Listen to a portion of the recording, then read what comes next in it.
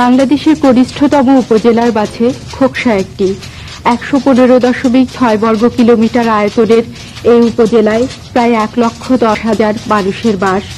খোকসার পূর্ব দিকে রাজবাড়ীর পাংশা, পশ্চিমে কুবারখালী, উত্তরে পাবনা আর দক্ষিণে ঝিনাইদহের শোলকুপা। ৯টি ইউনিয়ন নিয়ে গঠিত এ উপজেলায় মোট গ্রামের সংখ্যা ৮৫টি। পদ্মার শাখা গড়াই নদীর পাড়ে প্রাকৃতিক সৌন্দর্যে বিকশিত এই উপজেলা।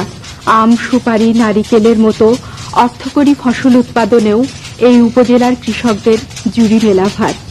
কামার, কুবর, জেলে, তাঁতি সহ সব পেশার, সব শ্রেণীর, সব ধর্মের মানুষের এক চমৎকার অবস্থান এই উপজেলার ঐতিহ্য।